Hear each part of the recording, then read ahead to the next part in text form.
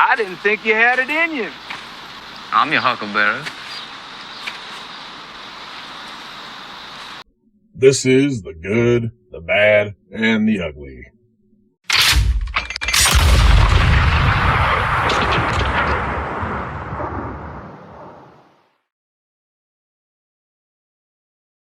Hey, what's up, Outlaws? Let's start this thing off with a quick SWG Legends ILM Sigma recap. Just to keep the community informed, I have been provided with the required material needed to release ILM Sigma in a customizable mod form, and I'll be able to maintain it going forward to keep folks satisfied, alright? I know some people were kind of chomping at the bit for some more ILM news. Well, there you go. I'm going to give that to you real quick, and then we're going to move on to the video. Now we're going to go into the meat and potatoes of today's stuff. You're all familiar with the Activision Blizzard story, so I wanted to provide a recap with everything that's happened since this all kind of came out. On July 20th, the California Department of Fair Employment and Housing filed a suit against Activision Blizzard, citing a litany of offenses ranging from myriad sexual harassment claims and frat boy culture to unequal compensation and egregious equal opportunity violations. Some of these offenses included cubicle crawls, during which men from throughout the company would creep through and stalk the office spaces to engage in sexually harassing or offensive behavior towards many women, particularly women of color. One such employee was even subject to micromanaging, while her counterparts, her white counterparts, mind you, were left to their own devices, often having to jump through a dozen hoops just to get approved for leave, where her counterparts were often just granted the same without fuss. Worse is the mastermind behind these schemes, World of Warcraft creative director Alex Afrasabi, who for years coveted these women and not only failed to prevent but encouraged this behavior in the Blizzard offices. Now, news is surfacing very recently here that the company conducted their own separate investigation into his behavior and terminated him for this conduct last year. But what's most puzzling of all to me is how long it took Blizzard to come forward with this information when Alex was at the center of this fiasco from the start, and how quietly they terminated him when the egregious nature of his offenses were in plain view for all to see. Now granted, they're taking steps in World of Warcraft to remove any and all references to Afrasabi in the game, but that's little comfort to the victims of this vile behavior, whose history may yet stretch back a whole decade.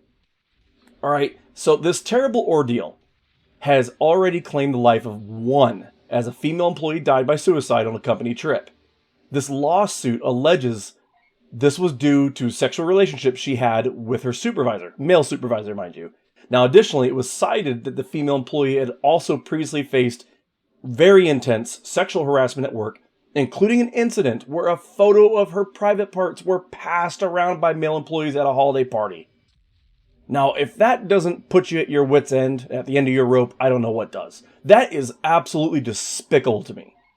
Then, of course, you may already be aware of the infamous Cosby Suite, established by Afrasabi and Company.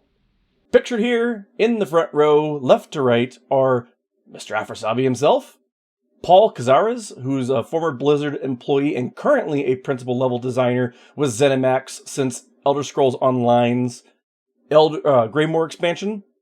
And then there's Jonathan Lee Craft of Blizzard, Jesse McCree of Blizzard, and in the back row we have Greg Street, the vice president of Riot Games. You know, the League of Legends company that, so many people have sucked up to for years. I wonder where Riot's toxic community mentality came from.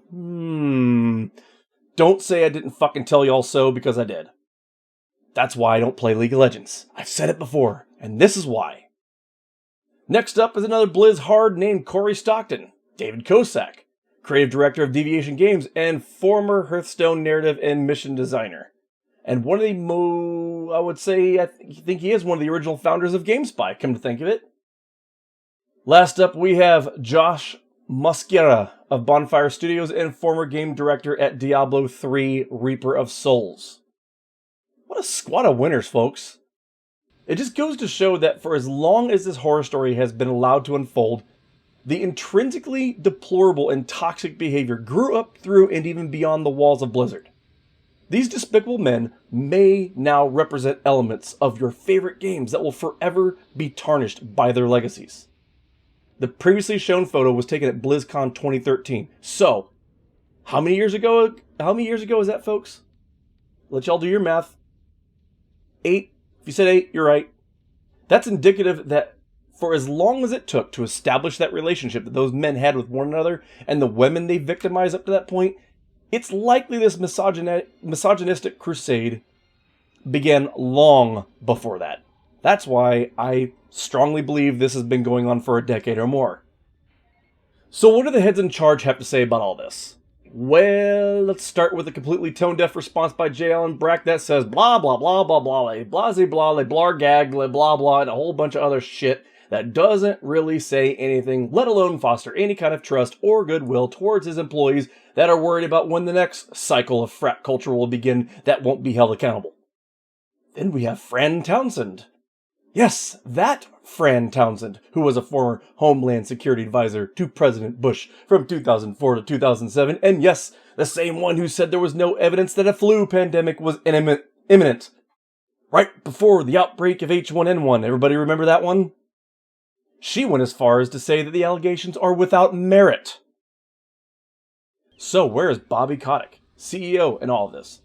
Shockingly, he finally came forward roughly 5 days ago to apologize to the tone-deaf response made by staffers in his community and pledged to make immediate changes throughout the company. Link to those details are in the description below, by the way.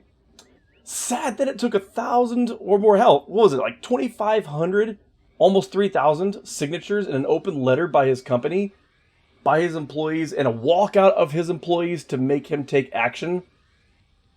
Jesus, but some action's better than none, right? So where does that leave us? Look, wounds like these take a long time to heal, Outlaws, and anyone who's been a victim of such abhorrent behavior can attest to this. I can only hope that Bobby Kotick takes these allegations seriously, and that he cooperates with the investigation and lawsuit as both move forward. Because I sincerely doubt many of the members of this community are going to escape unscathed without some form of criminal charges. The world is watching, Mr. Kotick. The ball's in your court. Thanks for listening, Outlaws. I wanted to do a really, really good recap of everything that happened, so I appreciate y'all tuning in for this and kind of hearing everything as it's all been summarized. So let me know what you want to hear me talk about next. There's a whole bunch of stuff going on. There's a whole bunch of gaming news that we can talk about, and whatever y'all want to hear, let me know. And I'll make sure I'll drop it on the channel. In the meantime, I appreciate any new like or new sub you can give me. Make sure you ring that bell for notifications if you want to ride with the Outlaws. I'll see you next time.